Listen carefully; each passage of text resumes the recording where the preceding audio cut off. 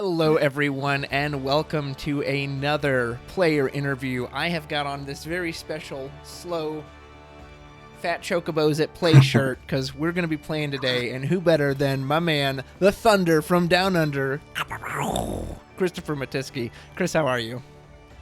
Yeah, I'm good, thanks. How are you? Oh, I'm doing well. I'm always happy to see you and work on this with you. So I had this idea the other day, and I'm in part of this Discord channel where we've got a lot of new players who are just coming into the game. And since I made that tutorial video, I've had a lot of folks reach out and, oh, thank you, this was really helpful. And have been asking a lot of random questions. And so I kind of had this idea of, like, in its most basic terms, state of play. But to kind of go a little more in depth in that, in particular, a concept I'd thought about is, like, it's a card game, right? There's a lot of luck involved. Plenty of strategy, sure, but there's also a lot of luck. And sometimes the game makes it very easy for you, right? It just feeds you every card you need at exactly the right time. So you're like, well, of course I just play one X, Y, and Z.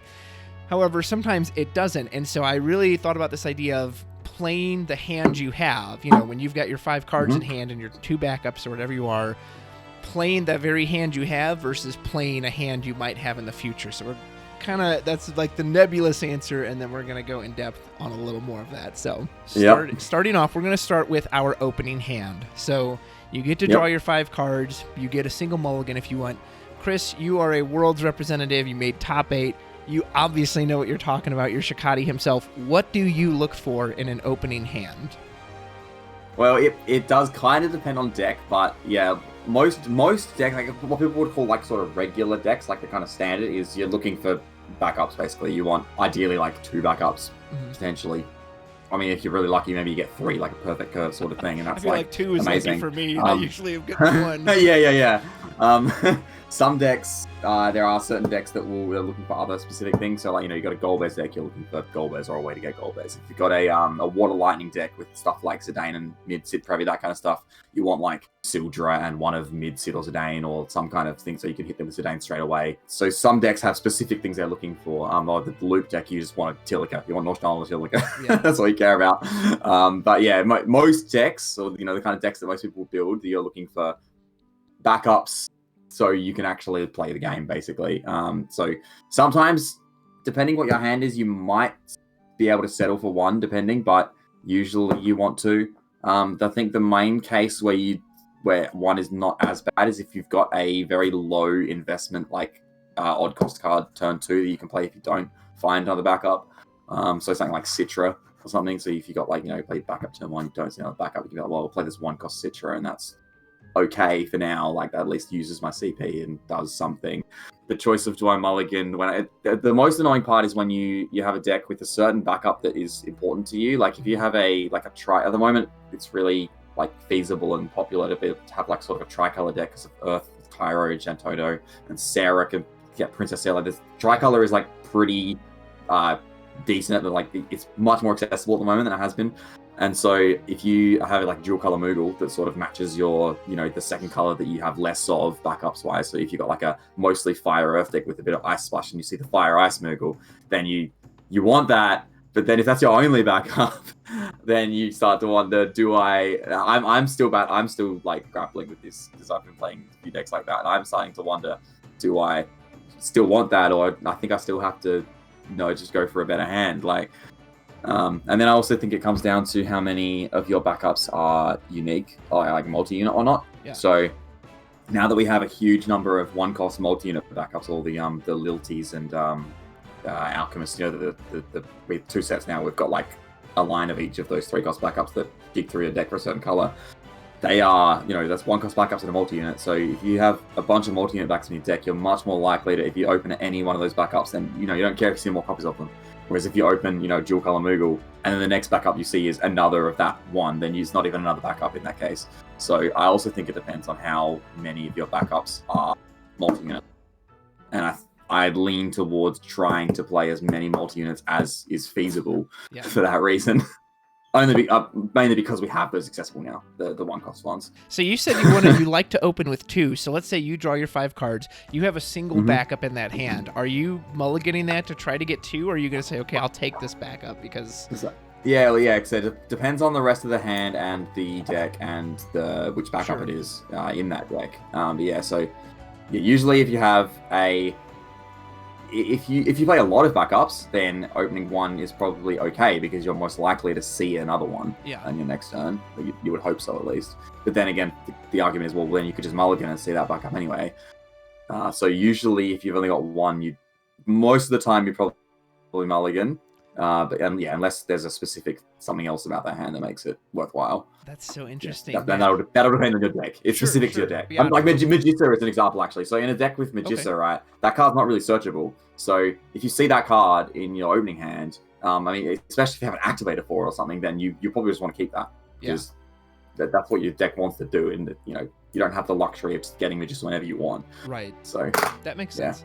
Well, and of course, caveat for kind of all this is that, of course, every situation is going to be different and unique, and we can't give a blanket comment on every situation. So this is just kind of general ideas and nebulous. That's so interesting because, man, I'm the type. I feel like either I have bad luck or I just don't trust my decks enough that if I see a single backup, I'm like, oh, I absolutely have to keep this because too many times I've mulliganed and then I get nothing. I'm like, well, crap, now what do I do? So. But think about it, if you hadn't mulliganed, you would have got that nothing anyway, right? Like, if you open that one backup, and then you don't mulligan, and then you don't draw backups for the next 3 turns, then you wouldn't have got those backups from your mulligan either. That's true. That's it. Okay, so I'm glad you brought that up. I want to use that as a segue, because this is something, it took me a long time to learn as a player, and this will kind of touch on that concept of playing what's in your hand versus playing in the future. So I've really come to learn now as a player is, not only are you playing a backup, down this turn, you've got to think, okay, but what can I do with that backup next turn? So, for example, a common thing you might see people do, let's say you have two CP backups in hand, and then let's say you have a 3 CP one. I've seen some people be like, well, I'm going to pitch 2 cards to get both of those 2 CP backups down. Whereas if you are patient and play it on curve, if you do just one, then you can pay for the 3 cost on curve, and then now you can tap both of those to tap those 2. Because in the past, I've been like, well, I just want as many backups as possible, right? So I'll put down 2 right away, and then realized on that next turn to use them on. Like, I didn't draw another backup, or I didn't even have a forward I wanted to put out. So it's like, oh, so why did I overpay for that, when I... Does that make sense? You kind of understand what I'm saying? Yes, it does. And this is something I've discussed with people a few times. So that exact example where you've got 2 cost backups, 1 3 cost backup. Right? I'll say the 3 cost is like a searcher and you're going first, so you don't have to discard next turn or whatever, or anything like that. So that kind of situation, right? So you actually, whether you discard and play both those backups and then next turn play the 3 cost, if you don't use that CP, right, that you've still used the same amount of CP as if you played, the 2 cost first, then next turn the 3 cost and the 2 cost, right? So because you may lose that CP, but you also gained a CP by having an extra backup for that turn. So you actually haven't lost any CP. Okay. Either they have the same amount of CP that you've sort of used / utilized. However, the part about it that I lean towards in most of the time I will go for the only one backup and then 3 and 2 the next turn, whatever, because it greatly opens your options of what to discard, and because that's one of the main things about this game, right, is the constant decision making is that you're always deciding which cards do I play and which cards do I discard, and the seeing the extra 2 cards gives you so much more flexibility of what you are discarding to get the same amount of CP, you're ending up with the same backups in play, but you just have so much more flexibility on what you get to keep. And what you discard. I like that point a lot about flexibility, because I've run into it a lot where, let's say I have this backup I want to get down. Let's say I'm playing Fire Water, and I only have a single other water card in hand, and it's a good one. It's like, well, crap, I don't want to throw this out, but I have no choice. It's literally the only way I can pay for this to get it down. So I like. Yeah, that's a good point as well. You mentioned in a dual color deck. Actually, I find some people will cut themselves off of the second element. Yes. And I mean, if you absolutely have to in some situations, then maybe you're going to have to do that. But most of the time, if you are on, if you've got a dual element deck and you've only found one of your color backups and you've got, that card sitting in your hand is the other color, you probably just have to, you want to try and keep that card so that when you actually see the other color backup, you can get it down. Because the dual color decks don't really function very well if you don't have backups of both elements down. That's one of the more important things to get as early as possible. They're definitely, if you say you've got a Mont Blanc, and so you've got a pseudo 2 costs of your main element that you have a bunch of, and then more of that element. No, none of the other one. You don't want to be discarding your one, in your example, like water card. You have to play them on block, because then if you draw a water backup, you can't play it now. Yeah. So and yeah, I've no, run into that's that a good before, point where too. I've thrown out my Yep. one of whatever it was, and then of course next turn I just draw more of what I already have. It's like, well, crap, Mhm. I can't do anything now. So Yep, I've seen it That's plenty a of times. okay, so this is one Yep. I really want to know about, and I'm curious to hear what you say, and I'm curious to hear what other people think of this, is the spicy one of the tech choice. So I am a player who I like to run a lot of 2 ofs and 3 ofs. I love my 3 ofs because I just feel like anytime I run a 1 of, boom, that's the first card into damage. I never see it again. So let's say we've got, something we value a lot as a 1 of. It's Bahamut Zero. Big bad summon's going to stop someone's attack phase. It's Fenrir, it's Diabolos, it's Veritas of the Dark, whatever it is, obviously Dark and Light. When you get a 1 of card, and let's say you get it early, but that's the only one in your deck. And obviously it's a lot easier if it's like, I have a lot of summon recursion, I can pitch it early, I'll get it back. You can't get it back early. This is your one Bahamut Zero. Do you keep that card or do you throw it away? The question is, why are you only playing 1 of it, if that's the case? If that card is so important to your deck and you don't have a way to get it back, why are you only playing 1? And for that exact reason, right? You're not going to see it at the time that you want it. Like Bahamut Zero especially is like a card that sort of, there's very specific windows where it's actually useful, right? And any other time it's effectively useless. If you're only playing 1 copy and you have no way to search it or recur it, then the times, like the lineup of times you draw it and times that it is the correct card to have is going to be so small that there's no point, right? Either play more copies if you need it that much, or don't play it at all, because and just change, if your deck relies on that and you can't like do it without that, but then you can't play more than 1 copy of it, then change your deck.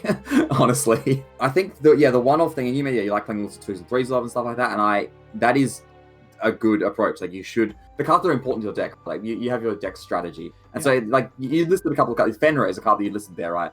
That card is the decks that play Fenrir, so the decks that have 2-cost Earth forwards, because that's the best neutral option of it. So then it's just the moment you see any of the other neutral options, then it's becomes efficient. They would play 3, because like if your deck supports that card, then you just play 3 of it, because it's actually like a good card in a deck that supports it. And in a deck that doesn't support it, it's not great at all, and you probably wouldn't play it. The Diabolos was when it was good, it's just a really good summon, so why would you play 3 anyway? Right. Although that being said, decks with summons, especially ones with summon recursion, so like Terra, Porom, that kind of thing, those ones can get they're fine to play, like, a bunch of one-off summons or whatever, depending, as long as they're not hyper important. Usually summons aren't that important to strategy. They can play a bunch of one-offs, like, fire decks can play, like, I'll play 1 Ifrit, 1 Belius, 1 something or other. I remember your famous nail deck, your Fire Earth Mars Ritz, and you had a bunch of one-of summons, but you also had Terra and Porom, so you had multiple ways to get them back. Yeah, because they just kind of go to the breakdown as you play, and then you've got all these EXs that get your summons back, or your cards you play your summons back. Then you've just got those on accessible, and also the summon searches too. Like, there was Ridier and Stars in that too. So like search and recursion, those are reasons why you might play one-offs, right? If you've got cards that you can search them if you need them, or recur them if you need them, but you don't need them, in general. They're just good options. Yeah. So that's a reason to play one-offs. And the other one is character names. One of the things about a deck in FF is you have to actually be able to kill your opponent. You have to be able to put enough bodies on the field, reliably, that you can actually deal them 7 damage. So often once you've built, your core of your deck, you've got your forwards that you care about. They're actually part of the main strategy, and so you've got like some slots lying around. You need more forwards in your deck, right? None of them are, hyper important for you. You just need different name bodies. So you get a selection of the good ones in those elements that you're in. It's fine to play, maybe 2s or 1s, just to spread out your names, because you don't care about them specifically. I don't want this effect specifically. I just want some good forwards for my deck. And like Lani's a good example of that. It's like, no deck is like, Lani is my main card. Like, that's my strategy. It's just a good card that you can just play, and it's fine. Like, that's all good. I really like what you said about basically that concept of you can't expect to see it when you want to see it. That's just going to be a happy occurrence if it happens. But for the most part, which also feeds into why cards like Norstalin and Sarah and Searchers are so popular, because it is that guarantee of I can go grab this card when I need it. Yep.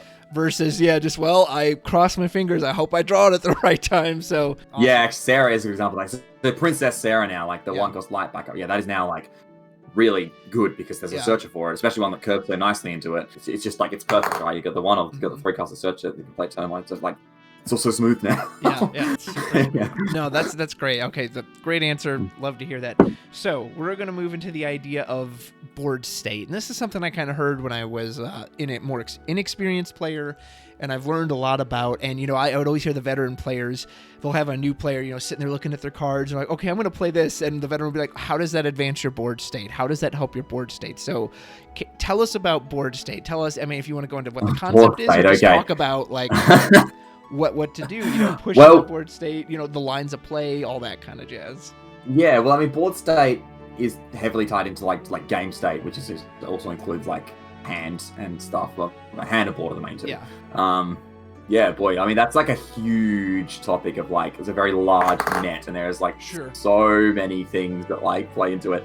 Most of the time during a game, there's like a currently like winning player, so to speak, right? And this is like sort of hard to like kind of evaluate and identify a lot of the time, but in any given state, right? I mean, even if you remove all opinion or whatever, like factually, there is one person at any time has more than 50% chance to win the game. Yeah. Like there's no way you've got a board state where it's exactly 50-50, right? And so obviously the more skewed it gets in one direction, the easier it is to identify. But whether you're the winning player or not is like heavily ties into what you should be aiming to do. So if you're in a good position and you're, actually I'll go the other way. If you're in not a good position, so if your opponent is the sort of the winning player and, if the game keeps going like as it is, then you might probably end up losing. Then you have to sort of play around and change what your intent is to, give yourself a chance to win. And that often means starting to do things that are higher risk, higher reward. You want to play with the cards you have. You want to say, all right, I know I'm going to do this. I've got these cards. I don't want to rely on what I'm top decking to do what I want to do. So I want to, focus on the cards I have. But if you're in a losing position, you often don't have the flexibility to do that. You don't have the luxury of doing that. So you need to think about what you're most likely to draw, or at least think about what you can draw that will help you and will, turn it around, and then play so that does happen. So like I will see people sometimes and they're in not a good position and they will cut off their sort of their outs, so to speak. Yes. And by outs I mean the way they get out of that situation and have a chance to win. They'll kind of cut it off by doing plays that would make sense if they were the winning player, like sort of, conservative kind of, the things, I'll just play kind of efficiently or whatever, like, try and be like passive, like. And then by doing that, they draw what could have won them the game if they had played into it, but they can't now because they didn't think about that. They weren't thinking about how am I going to actually win the game. They were just thinking, well, I'm just playing and I'm just trying to play my deck. And yeah. Can I give an example of that? Yep, sure. So here's an example that a player I was training for a while, and I've seen this a lot of new players, and I'm sure I did it too when I was learning, is that they're on the back foot. Their opponent has forwards, and they have no forwards on board. And, they've put down a backup forward, and they'll overpay to get, like, a forward out there that doesn't really do anything, but it's just a body because they want, like, well, I wanted somebody to block or whatever. And then on their next turn, they'll draw an out. They'll draw their Diabolosum or whatever it is, but now they don't have enough CP to pay for it because they pitch too much from hand. And something I'll always ask them, too, is when I say, well, why did you put that out there? And they say, well, I wanted a blocker. And then I always ask, are you planning to block with it? Well, no, I don't want it to die. So then why is it even out there? If you're not going to block with it, then legit, what is it doing? You just spent however much from your hand. And then I've seen them that on that next play, oh, now I don't have enough CP to cast the thing I really needed to cast. Interesting example there, because chump blocking, so when we talk about chump blocking, when basically just blocking something, your forward dies, doesn't achieve anything. Right. That is not something you really have the luxury to do when you're losing. Like that is only something you really do when you're winning. In terms of like, and in that case, it's usually about CP. So often that will usually happen for a player against an aggro deck. If they're in a good position, then the aggro deck is going to try and cheese a win. They're going to try and find one of the like Bahama Zero or the Ninja Sengetsu or whatever, push out all your blockers and kill you, right? Yeah. So in those situations, it is feasible for the other player against the aggro deck to use chump blockers sometimes to keep their damage total down, so that they don't end up in a position where the aggro player can do that. But yeah, if you're the losing player in like a game of like CP sort of thing, where it's like not an aggro matchup at all, then yeah, chump blocking is like one of the worst things you can do. It is one of the like biggest CP sinks in the game. So you almost like chump blocking is almost not even feasible in a lot of games. Like only if if it's a card like. I wouldn't call it chump blocking if it's something like Porom or Viking. certain cards that effectively cost 0. Yeah, Vikings, decent example. So there are some forwards that's all right a lot of the time, but yeah, anything that costs more than 0 effectively after it's blocked is it's not even probably don't want to be. Good. Usually no. Again, this is all when we're talking about like decisions and game state and stuff. It's very dependent on a lot of things, but yes, in general. So yeah, that's the overall disclaimer here. Like nothing here is absolute, but just the general idea. Well, and so since we just touched on that concept of damage again, obviously if you're on 6 points of damage, you've got to get a blocker out because you've got to live through another turn. Damage in general. Well, again, depending. I mean, if they have no forwards and they don't have many haste, well, sure, but like let's say that threat is there, you have to absolutely block something. Yeah, okay, they got a forward. That's an easy situation. So in general, how do you view damage and like taking damage? And obviously, this is different with every deck. But that's something I've gotten more comfortable with as I've got more experience. In the beginning, I really hated even taking a point. Oh no, like I'm that much closer. But lately, I've played quite a few games where I'll gladly let my opponent hit me 4 times as I just set my entire backup line, and then I counter with my big combo chain, and I never take another point because I was patient and took that time to set up. So, like, how do you feel? Like, when do you feel safe on damage? And again, obviously, that's basically it. Damage doesn't matter pretty much. In fact, damage is generally a benefit to the player taking the damage. Well, okay, obviously no, not entirely, but damage only matters if you're going to go to 7 damage. Every other damage does not matter, right? Your damage doesn't matter how much damage you take. If you're not going to go to 7 damage, it does not matter. And like now that EXs exist, right? Tyra exists. We've got EXs, and there are effects that good effects that are only live when you're at a certain damage total. Taking damage actually benefits you most of the time at the moment. It gives you a chance to get free cards off EX. The problem with damage is that it's something you have to do, right? You have to kill your opponent at some point, right?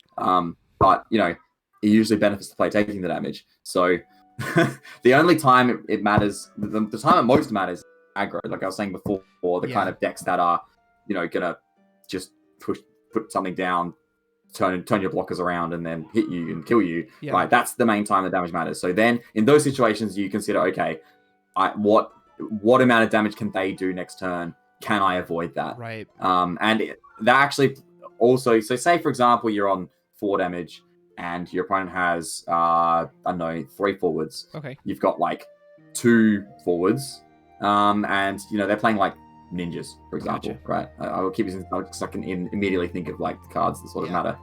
So that if they so some people, like I've got to be careful if they so if they Zangetsu, they can do 3 damage to me easily. If they can move my guys out of the way, they can kill me, right? So I want to play like a couple more like attackers or whatever. I want to leave both my blockers up. I want to play some more blockers and stuff. Then you think, well, actually, the card that's going to win in the game is Zangetsu, and that's going to dull all of your forwards no matter what. Yeah. So realistically, in that case, it doesn't actually matter how many active blockers you have. So in that case, you might, it's okay for me to attack with some of these because I'm going to lose anyway if he gets the Zangetsu. So I'll still deal some damage. On the chart, that's my chance to win is that he doesn't, and in that case, this damage is fine because I don't need all those blockers. But yeah, aggro is the main one that you do care about the amount of damage when you have to start thinking about how much you're on. Allure was a big one. She's fallen off quite a bit, but Allure was a massive game-changing, decision-changing card in that respect, and actually is very often correct to do like inefficient or what would look like bad plays, not like insanely bad, obviously, but like plays that don't look that great, just to get an Allure off the field because so many of the decks that played her, she was their way to win. Yeah. Especially once you're in a winning position against a deck like that. Often Allure's their only way to win left. That's a card that you have to be hyper careful against. I've lost more games than I can count against Shoal. I mean, the amount of times Shoal and out of nowhere where I'm like, I'm on 2 damage, I'll be fine. Oh, I just got hit 5 times. Huh. Shoal, baby. Yeah, so that's a huge concern. So the main things to think about for damage is how many forwards they have, how many haste forwards they have in their deck that they're likely to be able to play, and how many ways they have to get rid of your blockers before attacking. So those are like the main 3 things to think about. This is something I always put considering damage. Oh, sorry, I didn't mean to cut you off there. So this is something that I put value on. I'm curious if you put any value on this because you just said damage, kind of doesn't matter. So do you put any value on the fabled 6 damage? Because 6 damage, what is that? It means now you must block every single attack versus like 5 and below, you can always at least take a hit. Do you put any kind of stock in that or? Well, I don't think there's an inherent difference between the 1 and the 0 in that case. Like, Okay. it's sort of. Hang on, let me think about how to describe this.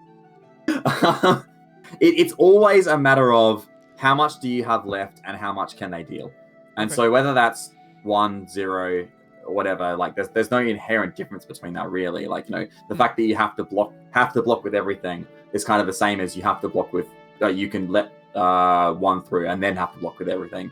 That still changes depending on how many forwards there are and how many forwards you have and all that. I mean, you're right. 6s can be high. Actually, the main time that 6 is hyper threatening is against something like Martrits. That's a perfect example, right? If you're on, then you care about, because obviously if you're on 6, they can just suddenly go Martrits hit. Yeah, you die. You're done. Yeah, if you don't have a way to kill the rest. Yeah. So those situations, then fair enough. Again, like Sukanoa, those kind of annoying guys that he effectively can't be blocked as well. Yeah. They also, in those situations, you're right, yes. But again, that's still just thinking about specifically how much damage is their deck able to deal to me without me being able to stop it. What I also find these days is that most games are pretty much decided by that point anyway. So it's very rare to have a game these days where it's like, down to the wire, sort of like, we're both high damage and like, it's down to really tough decisions on who to attack, who to block, and like that doesn't happen a lot these days. It's usually too.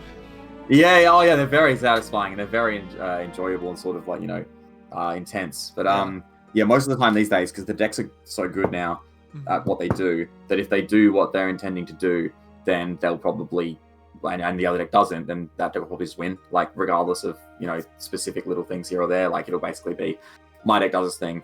Now I win the game because I did that, and your deck, didn't do the anti thing or its own thing that was better.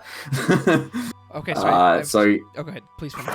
Yep. No. Go ahead. Well, I was gonna change slightly about going with the board state because I have a specific question for you, and I want your answer on both sides. So, and it's the idea of having more than 5 cards in hand and discarding at the end of turn. Now, if you're the winning player, are you fine, or do you feel like I've got to use this CP? Let's say you've got nothing good to use your CP on in both these cases. You're the winning player, are you fine just throwing away? Or you're the losing player, you've got nothing good to use CP on. Do you overpay to get whatever out there? Or are you like, it's actually more beneficial if you're the losing player and you're discarding end phase, you probably just lost the game straight up. Like there's no way you would ever. I can't think of a situation where it's feasible to do that when you're losing. As the winning player, I still would highly avoid it. However, so I was talking about as a losing player, you want to, if you have outs to win, you want to give yourself, you want to let those outs actually win the game. So you want to play into those, right? As the winning player, what you are trying to do is turn off all your opponent's outs, basically. And so in that case, there are situations, they are few and far between. Like it's not common. It's not something you should be like, I'm gonna do this a lot. But there are situations where it's better for you to waste CP, like either not use your backups or discard. Okay, actually, I will mention the big thing about discarding end phase, right? If you get to the point where you're going to be discarding end phase, think about if you've played anything that turn, you should have not used as many backups, because it's better to discard that card that you were going to discard end phase as part of your cost to play something and leave some backups open, like way better than it is to use those backups instead and then discard that end phase, right? So like in the first case, you've still got the CP, even if you're not likely to use it. It's still there. Like your opponent doesn't know whether you use it or not. Maybe you're psyching them out and stuff. Yeah, it's strictly better to have the 2 backups than to not have them. That's the only difference between the two situations. So if you're discarding end phase and that's somehow it's a situation where that's somehow correct, it's actually probably the case that you just didn't discard the correct cards during that turn. So you didn't pay for things correctly. Rather, if you intended to do that, if you intended to not use that much CP, then you shouldn't have used the backups. Yes, you shouldn't use the backups. You should discard it. Anyway, It's so interesting to hear you say that, because I'm the type of player, and maybe this is just something I learned new, but like whenever you leave a backup up when you pass your turn, and especially if you don't have anything for it, there's always this feeling of like, ugh, like I can't believe I'm just letting that sit there. Well, I mean, it's interesting that you're right. But also, discarding end phase is it's just a worse version of that, right? They're the same. They've got the same sort of like, I'm wasting CP factor of them. But the one you discarding end phase is worse. It's just strictly worse in the 99% of situations. So if you're worried about leaving backups open, then you should be extra worried about discarding end phase. Interesting. Okay. I wonder why. Yeah. I don't know why. I don't know if it's some cycle because I Yeah. don't know if it's because I can see the backups like the entire time my opponent's taking their turn. I'm just staring at these active backups I have versus once that card is discarded, I don't see it anymore. But I didn't really compare the two at all. So I'm glad you mentioned that because that's something I hadn't even thought about. Well, the other thing is often how that happens to people is that they didn't think about. They did their earlier plays without thinking about how many cards it would leave them on. Right. So, they like, oh, I want to do this turn, so I'll do this. And then like, oh, wait, now I have 6. Yes. Damn. Like, but that shouldn't happen. Like, you should have realized that. Like, when you decided to do the play that left you with 6, before you did that play, you should have had in your head what the situation is after you've done it. And that should have guided your decision. So, I'm so guilty of that, of like tapping, I've got 7 in hand, tapping, putting out a backup, but it searches me out a card and I didn't count that. And I'm like, oh crap, I've still got 6 in hand and now I've got to overpay for it else I want to use. Like, very surprisingly common. It especially used to happen a lot with Layla Viking and those kind of things where, search a backup. It does happen for sure, but like, Sophie's another one, by the way. If you got 5 cards in hand and you end phase, Sophie draws your card, you're like, oh, wait a second. Yeah. So there's little bits here that you don't really think about for a second. Then you're like, oh no, damn, now I'm at 6, got too many. We were originally talking about this, and we're talking about if you're the winning player, and sometimes it is correct to discard end phase. That's the situation where the only real reason to do it is if the only way you can lose at this point is if they find some kind of board wipe. Like Chateau is an easy example, but there are other ones like Philia or Fiend of Valor, if that's not really relevant anymore, but like for a while that was. And if you've already got a good enough board that you will win next turn if they do not clear it, then there's no point playing I'm gonna just play an extra forward, invest in an extra forward to not discard for hand size or whatever. Right. If their only way out is to board clear you anyway, then that forward has effectively done nothing, and so you're better off discarding 1 instead of paying, I don't know, like more, like discarding card, playing a card, or discarding 2 cards to play your forward or whatever. You're better off just discarding 1 card and then having your 5 for the next turn in case they do have the board clear, because the extra forward effectively doesn't do anything in that situation. I've run into that exact situation multiple times where it was either discard for turn or put out 1 more forward, and then I just walked another forward right into Shantoto or whatever it was. Yeah, and exactly. I'm just like, I should have just discarded the card. Like I just gave him another body to get rid of, and then now I'm down more cards in hand than I would have been because I overpaid for it. Yep. So. Yeah, exactly. And in that situation, you might have given them a way back into the game. Like you might have been in a really good position, and then you could have just been in a really good position still if you discarded. But then now you've actually given them an out. And now if they keep top decking good cards, then they could end up winning because of it. Yeah. So you're right. That is. So speaking of that, with hand size, because that's something I've really come to appreciate more, is hand size and how that affects the board state. Because again, I've seen too many times where people either they don't have many backups and they've just like junked their hand, and now they're either in pure top deck mode or they've got 1 in hand and they've got 3 for turn. And then even though if they draw like a good card, like, oh, this card, but I can't even pay for it. So whereas I've noticed watching a lot of these World of streams, you guys, as best you can, do try to keep a full hand. And sometimes I'm not sure how you do it. I'm like, how do they always have 5 cards in hand? Like I'm always on 0, but like, so how that is important, right? How important is that? I don't, this might sound like a controversial sort of like, people are, but the, having more options available benefits the more experienced player. In a game, you've decided, like, I think I'm better than this person. Yeah. Or, like, I think this person's better than me or whatever. Like, you've kind of, in your head, you've determined which player is, a better player, more skillful player. Or I'm going to use the word experience, because that's experience is a huge part of it. The more complicated the game state is, so when we talk about complex game state, the more things there are available and, different lines and possible branches and all that.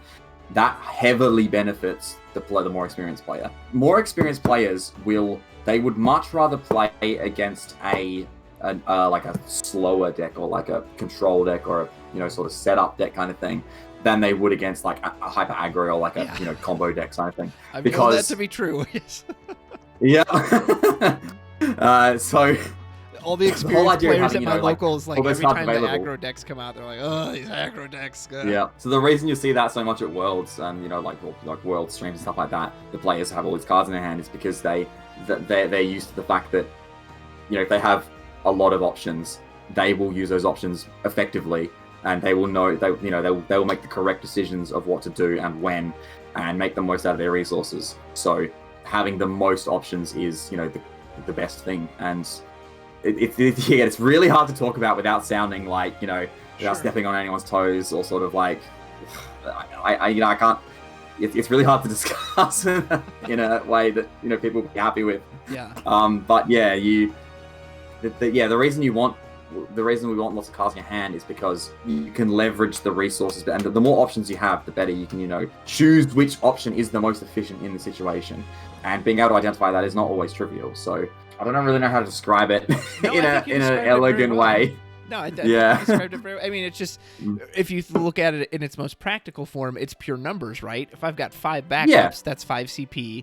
And then if I have 5 in hand, draw 2, that's 7. That's potential, that's what, 12 in your hand? Oh, yeah. Like, that's just, you have that much more to work with. Whereas if you only had 2 cards in hand. It's simple enough to say, obviously, whoever has more cards has more CP, and they have more, they're in a better position. Obviously, it's not, but you can't just decide that. You can't be like, well, I'm going to have more cards than you. Sure. Like, you have to do plays that get you into that situation. You have to actually, because your opponent's doing that as well. They also want to have more cards, more CP, more options available. So, and that's where it comes down to, getting the most out of the things you do. And one of the big things is like priorities, and like sort of deciding what matters and what doesn't. Mm-hmm. And so one thing that I see sometimes that is, questionable is people who will deliberately remove something that isn't really doing anything. So interesting.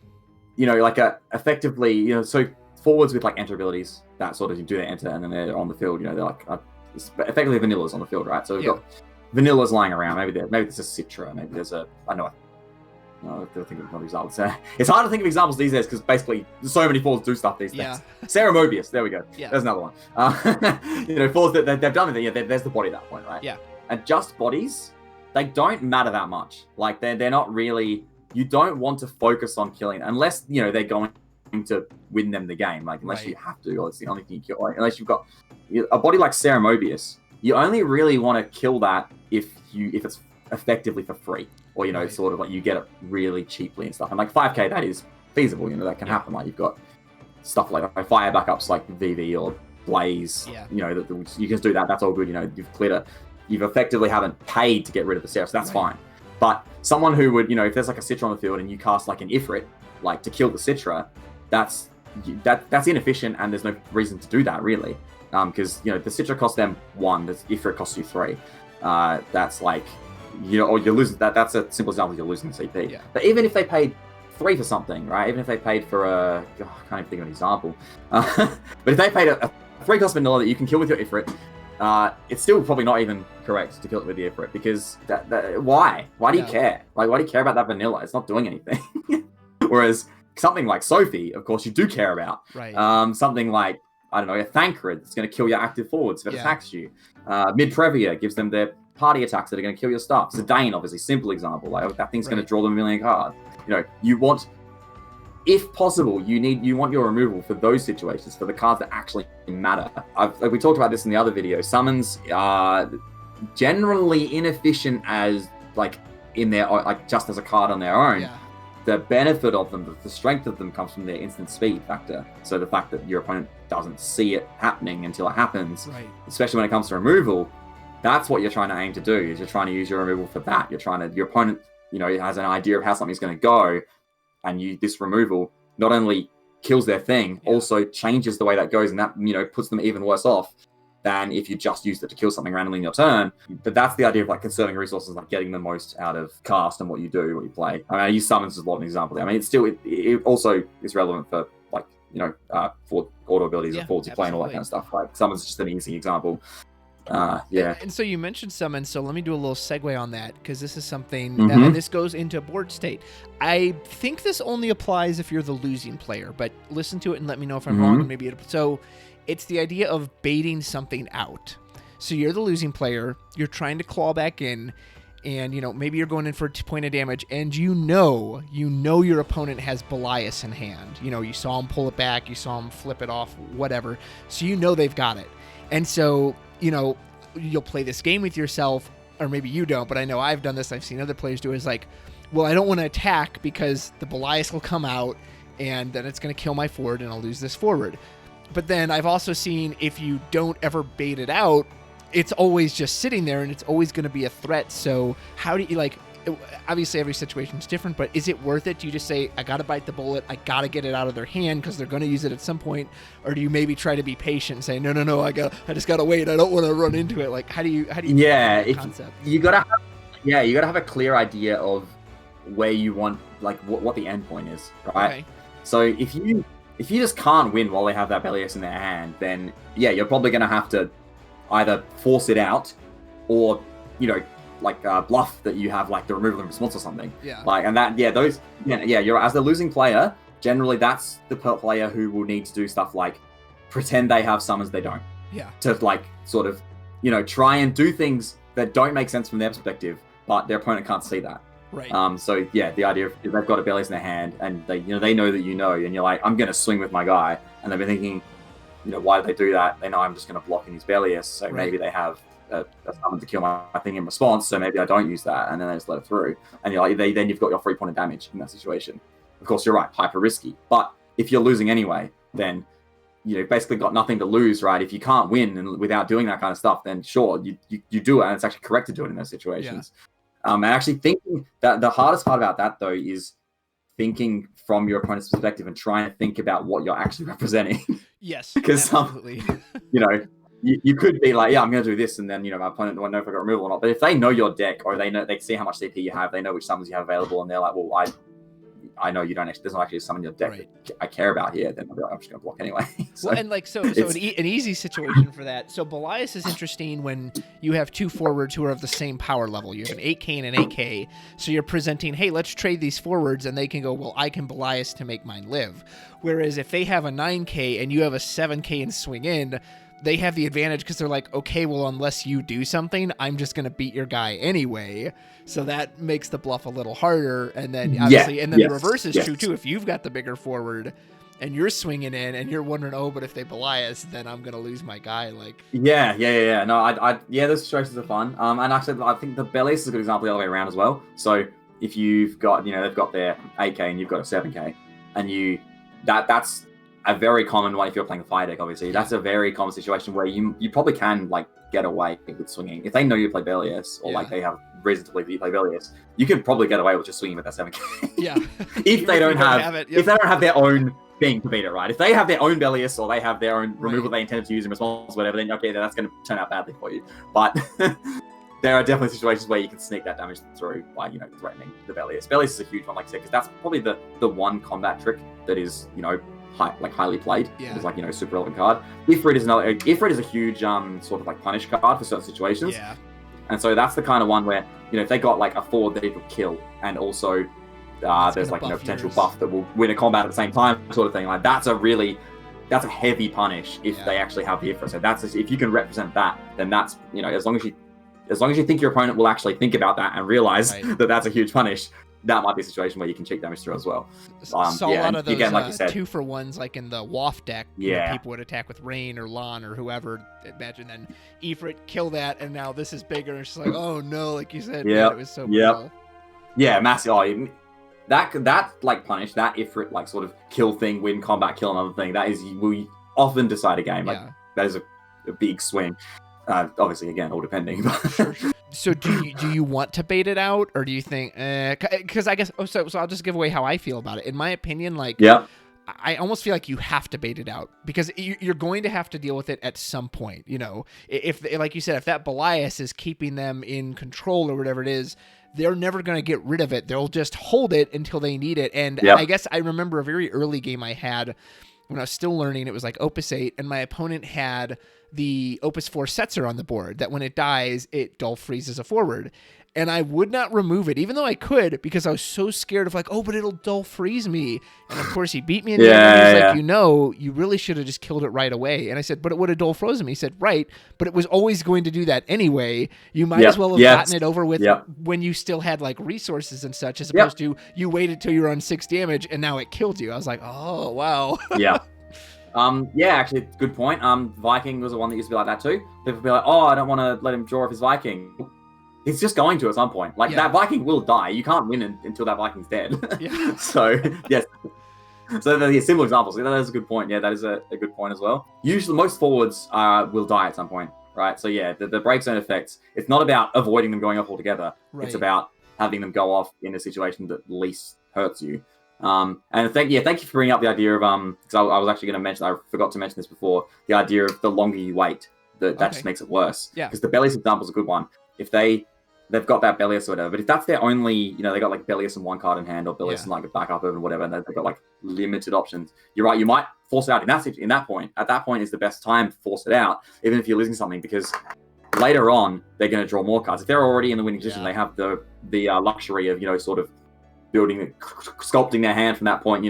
Gathering options kind of thing to end up with their sort of end game swing. They like getting rid of one. Bellius again is a haste card as well. So if they've if you just keep leaving it and they're sitting with the Bellius, so now not only they've got more options as they go, they might even find the removal. They don't even care about your anything anymore, or they might get enough forwards they can just use the Bellius to kill you instead.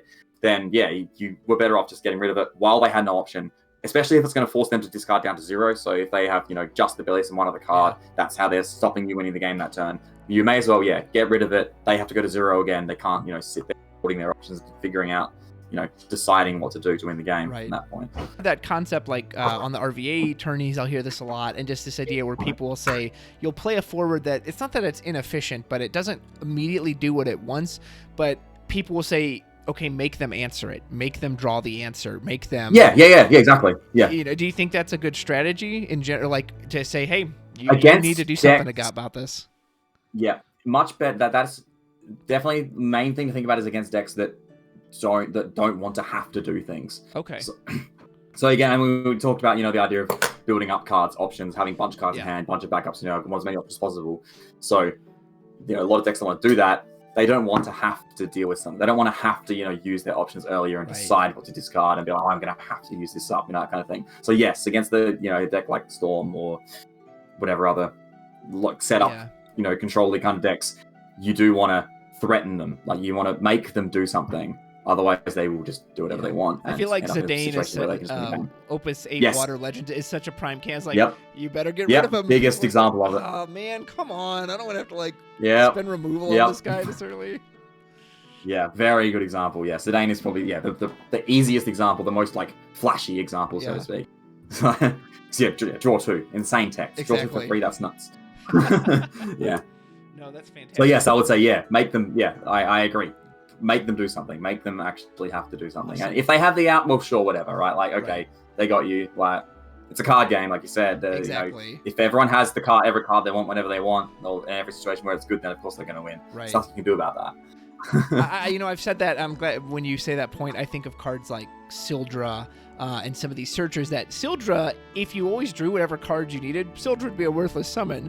But it's there because you play a game where you don't always draw what you want, and so it then fetches out what you want. Yep, exactly. And and one thing I find interesting, I don't know if this is completely relevant to the topic or just in general, this is just a thing, an observation. Sildra came out last set, and people thought, it's such a good buff for water decks, this, that. But well, it's actually not really a buff for water. It's a buff. It just happened to be a buff for the specific things that water could do at the time, which is Zidane is the big example, right? Yeah.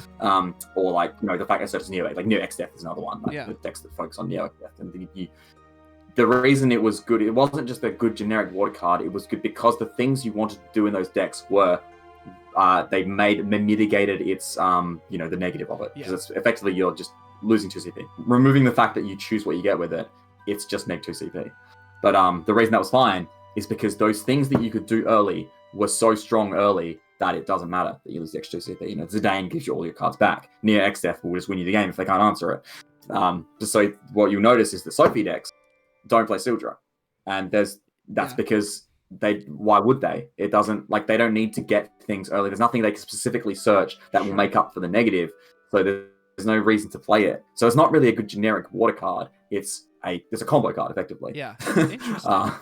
And that just happens to be what water decks could do in Opus 12. And then now we have Sophie, a deck that's not, a combo deck, so to speak, that doesn't need it. But it's a water deck. Anyway, that's probably completely irrelevant to the actual topic. Just an observation. People love I'm always happy to hear your thoughts. Okay, so this does go in with board state, and it's something I've got to ask you about because There are two types of people in this game when it comes to crystal points. There are people like me who say a card like Sildra costs 4 crystal points. And there are people like you, and I've heard you say it. How much does Sildra cost? It costs 6. Because every card costs +2, right? Well, no, actually, Sildra costs 2. Well, okay, so maybe Sildra's a bad example. So let's say... yes, it is. Ifrit is a better example. Yeah, okay, so Ifrit, which one are we thinking of? The Opus 10? The Mono? 3 cost. 8k. 3 cost, so deal 8k. He's give 3 2k costs to you printed guys. on his power, but you would say well, he actually costs 5 because the card itself. Yeah. So I just want to ask you about this. Mm-hmm. Why do you rate cards that way, and do you think it is beneficial? Because from my point of view, you're not wrong. Yes, you always have to play the card itself, but since you, with maybe 1 or 2 rare exceptions, you are always playing the card itself. I don't know. Why is it beneficial to consider that +2 when, of course, you're always playing the card itself anyway? So the summon, that's fine. The summon case is because, the summon case, it is, you can clearly see that you're at a certain amount of CP. You cast a summon, now you are down 5 CP. That's very clear. The one where it gets weird is characters, right? Forwards, backups, monsters. Now, monsters. Sorry, let me think about how to describe this. So Ifrit I say costs 5, right? So I say that Citra costs 1, whereas some people would say Citra costs. That's a bad example because it has 3 printed on it. Let me just think of a better example. But wouldn't Citra? I'll use Citra anyway. Okay. But yeah, so most people can agree that the card you get back reduces the cost by 2, right? So technically it would be. I say it reduces it from 3 to 1, and then plus the back. Yeah. Whereas some people would say that it reduces it from 5 to 3 because they have when I said if it costs 3, it's also a card. They would say, well, Citra also is also a card, right? It's now a card you don't have available to you anymore. You've put it from your hand on the field. Yeah. That 2 CP of that card is not available now. So they would say, well, that's actually cost you 3 total because that's cost 3 to play, 2 for the card that you've lost out of your hand, and then you gain 1 back. But you think it's 1. But I do. Because for forwards, bodies, their purpose is to be on the field, and whether getting a body on the field is a relevant difference to whether you don't have a body on the field. Okay. So the example I used to use, it's not really relevant anymore, but Moogle and Black Mage. So Black Mage, the 2 cost ice forward, that is, if you pay with water CP, draw 2, discard 1. And then Moogle, which is, 1 cost, draw 2, discard 1. Ignoring any summon synergy, specific things that, might do or whatever, I would have said at the time, at least, and it may be true now, maybe not, I don't know. At the time, if you can play the Black Mage, that is always better than playing the Moogle. You say, well, the Moogle's cheaper, so why is that better?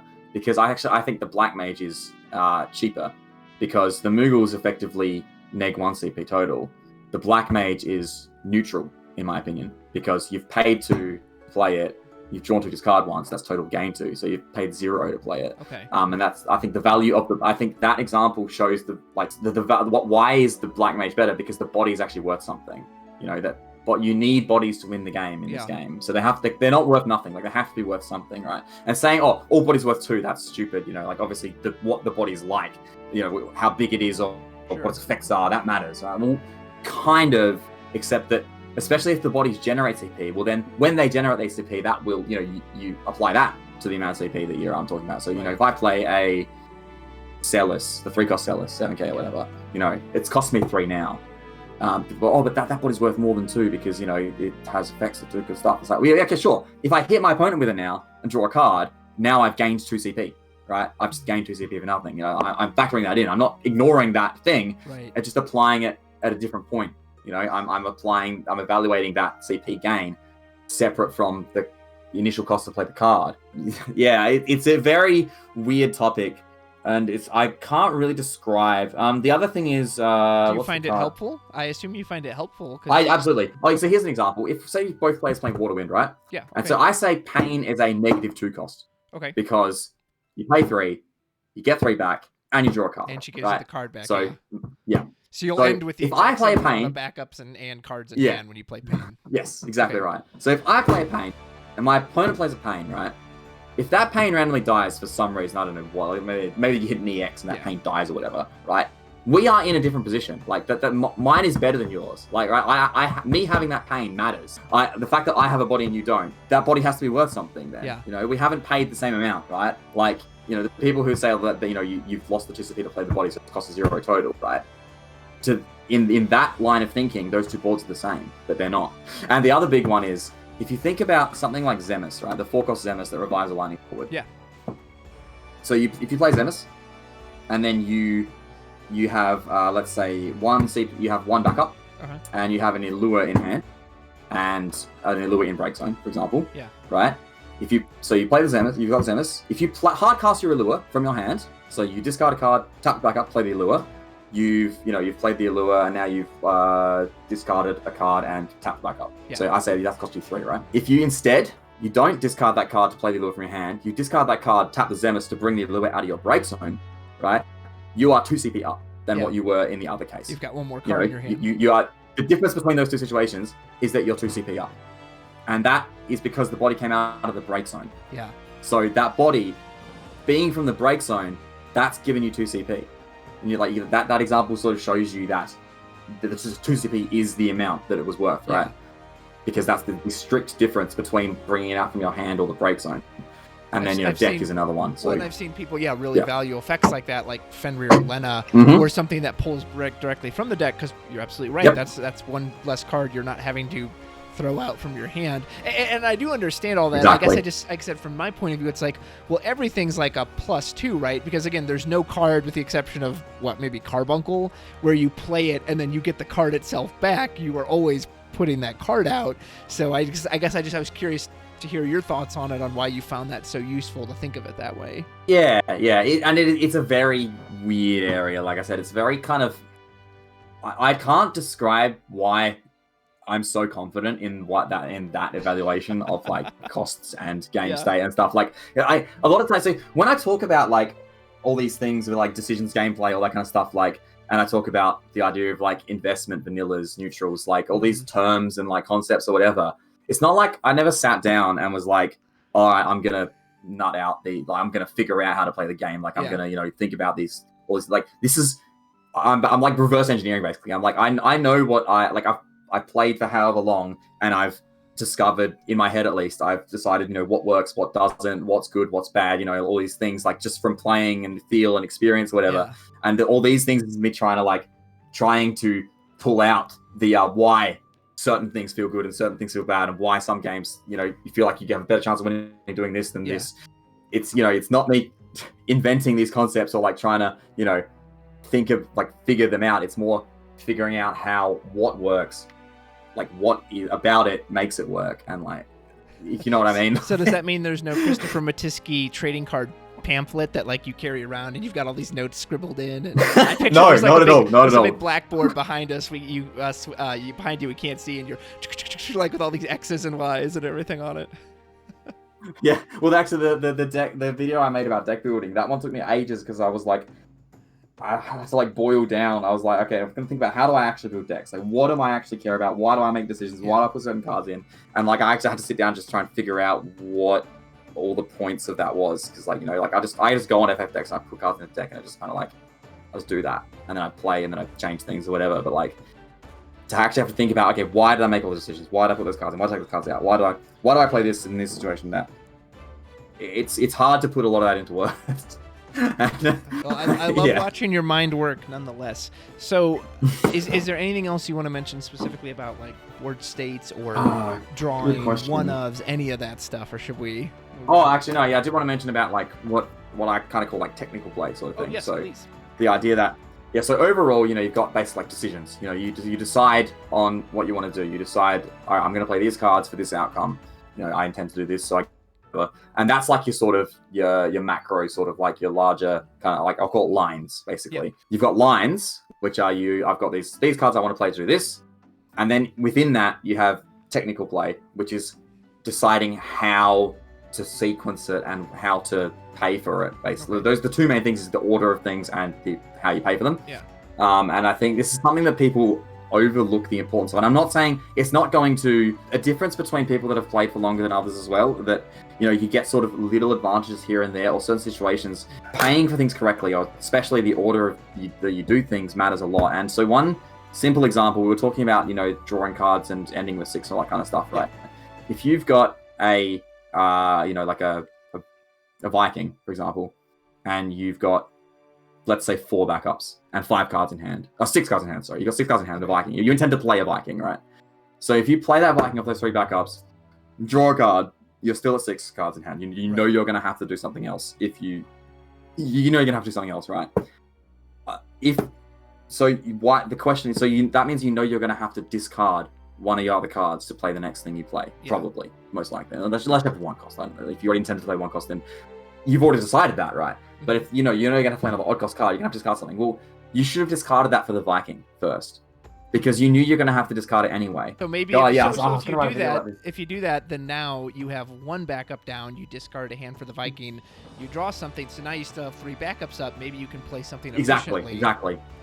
Off those 3 exactly. So now maybe you play 2 more odd cost cards, right? And now you can do that efficiently. Yeah, exactly. So the more backups you have active, the more flexible your the things you can play is. Right. And that the odd versus even thing is a huge one. So to play odd cost cards efficiently, which is what you want to do with them most of the time, you need to have open backups. Yeah. So in that vein of thinking, 2 open backups is better than 2 tap backups and an extra card in hand. Obviously not all the time, but during a turn where you still have things to do, that's pretty much true. And people don't think about that a lot of the time. Also, which CP you use, what you tap matters a lot. And one thing that I find interesting is that people will tap things that have dull, action abilities over things that too. Over things that don't. Obviously, if they're different colors or there are other reasons behind it, of course there might be reasons you do that. But if you've got 1 backup that's green and has an action ability with a tap ability or whatever, and 1 backup that's green that doesn't have that, then it is strictly better to tap the one that doesn't, right? Even if you think, I don't intend to use that tap ability, I don't intend to, I'm going to tap them both anyway. Right. Still, you should get yourself in the habit of, when you're tapping your backups, tap them in the order that makes the most sense. Leave up the ones that make the most sense to leave up. And the color thing is a huge thing here as well. So, it's easy to see, Shantoto or Tyro, I would leave that up to last, because I've got the most flexibility with that one. I can play any card off that. So leave that one open as long as possible. But it starts to get a bit weirder when you've got, a dual color removal here and another color here. And that's when you start to think about what colors are in my deck. What do I have more of? Which one am I more likely to need more of later on? And this actually happened in the... I don't think he'll mind me mentioning this because he brought it up. My round 7 game against Sasha in the Zanakind Open, he was sad because he had tapped both his water... Well, he tapped 1 water backup during his turn to do whatever he was doing, and he had 1 water backup left open for the Kucha lane that he intended to use to stop my Stola. Okay. But he didn't leave an extra water CP up to do something else, which I think was another Kucha lane. I can't remember. And the point is, he was saying, "Oh, damn, I made a mistake. I didn't leave up the extra water CP, and now that's really bad for me." That's the kind of thing, and that's good. A lot of people will do that without realizing that's a mistake, to think about which CP you use. And also, obviously, the cards you discard matters too. No, that's a great point. So again, when I was... all sounds really wishy-washy. Well, yeah, and so, when I was training my girlfriend on the game, she loves chocobos. That's her deck. That's what we started her on. And she was using the Opus 5 Legend Chocobo, and she would always want to tap it. And I was like, you always leave that up for last. I was like, if you can afford to just tap, No and whatever the other Moogle is that didn't have an ability. I was like, and she was like, but what if I don't use it? I was like, even if you don't, you want to always have that threat. What if you need it? What if, I need that 2,000 bump? Then you've got the fatty up to do it, So and it says, I thought that was something that was so interesting about the Chocolate card, is that one, you leave that up because at its worst, you just add a counter on their turn. So, but no, I've seen plenty of people do that. They'll have the Sarah and then the Princess Sarah, but then they'll tap the Princess Sarah and leave the Sarah. And they're like, no, tap the Sarah doesn't do anything. Tap that. Or they'll have cards like Luna Freya that can be use their effect even if they're dull. And they won't tap those. I was like, no, tap that card. You can just put it in the break zone. Oh, you're right, Charlotta. For example, that's a good one too. Yeah. The fact that Charlotta you can sack without even having it up. That's one you always want to tap first, because if you end up using it, you've used up the CP already. Whereas you don't want to be sacking that active if you don't have a choice. Oh no, you said something about people being like, but I wasn't going to do it anyway. Yes. And it's like, well, it's not about the end result. It's about you have a decision. Even no matter how small it is, you have a decision to make the best decision out of it. The line of thinking of, it doesn't matter anyway, is the exact wrong, opposite way to think about it. You shouldn't be thinking, whether it matters or not. You should be thinking, which one is better, like which one is strictly better, Right. Well, so strictly is definitely not always clear, right? But yeah, which one is better, no matter how small the decision is. And in a case where you have the choice between your green backup that has an action ability, your green backup that doesn't, it is strictly better to tap the one that doesn't have the action ability. Therefore, if you tap the other one, not that one, that is a mistake. Like, even if it didn't matter, you still did something that you shouldn't have done. Yeah. And that's those moments where it's clear that there was a better play and you didn't do it. Like, those are the moments that you should be saying, don't do that. Like, don't let myself do that. And I'm not saying, don't be like, anytime you make a mistake, I deserve to lose. Like, I don't want to play anymore. Of course not like that at all. But you should be like a little bit hard on yourself when you do things that are clearly incorrect. And that's a hard thing to sort of get into your head and to sort of like to teach yourself, especially in the idea that you don't want to obviously then go on tilt. You don't want to have that start affecting the future plays. But especially when it comes to friendlies, those situations, you want to stamp them out. You want to get rid of those situations. And so, yeah, the idea of tapping, the correct backups is a simple one for that. There's the other thing about technical play, which is sequencing. Sometimes people will start doing some plays without having thought about all the plays they're going to do in this line, so to speak, right? If your main phase one, you're going to play a couple of characters, maybe a backup and a forward. There's nothing your opponent can even do in between that. Like, they don't even get a priority window. So you have the choice of which order you play them. That's one of those orders is better, even if it's hard to evaluate. One order is better than the other. But so the where maybe one has an enter ability, right? Okay. So that then you're going to have to not respond. So now an order matters here. 90% of the time, maybe it won't, but maybe in this situation it will. And more so now that Amaterasu exists, actually. Well, I was thinking of exactly this. Putting down an Anthem and then putting down a forward with an auto ability. If that Anthem boosts that forward from 8k to 9k, it's going to survive the Amaterasu hit. Whereas if you drop that forward first, that's an example. It's going to die to Amaterasu, and then that Anthem, came too late. Yeah, that's good example. That is a good example. So there's the playing. Also, the sequence of attacks is a huge one, and combining effects to do something. So the big one is different damage packets. So you're using two different ways to deal damage to kill something. Which order you do them in matters a lot. And also the idea, this is a big one that I've noticed. People for some reason like to stack their multiple damage to kill something, which is 90% of the time the worst thing you can do with it. Can you give an example of that? If you're planning to kill, so let me think about this thing. So I mean, way back in the day, the simple example was Dataluma and Cactuar. Okay. So you've got your two Cactuars and a Dataluma. People were like, tap Cactuar, target Dataluma with both, right? Gotcha. And they're intending to, do a 4K twice to your thing. No, don't do them at the same time. Do one, it resolves, then do the other.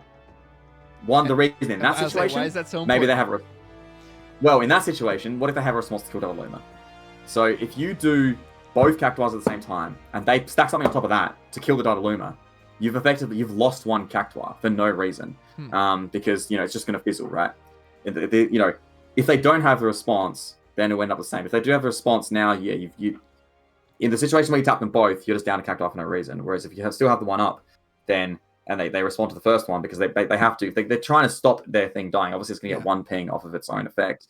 But there's no reason for you to do them on stack. There's no reason at all. Like it's not about why does it matter? It's more like why would you do the first one when there is a potential punish for it, and instead of the second one where there's nothing clearly that will matter really. I've been guilty of that before too. Getting and it usually comes from getting in a rush.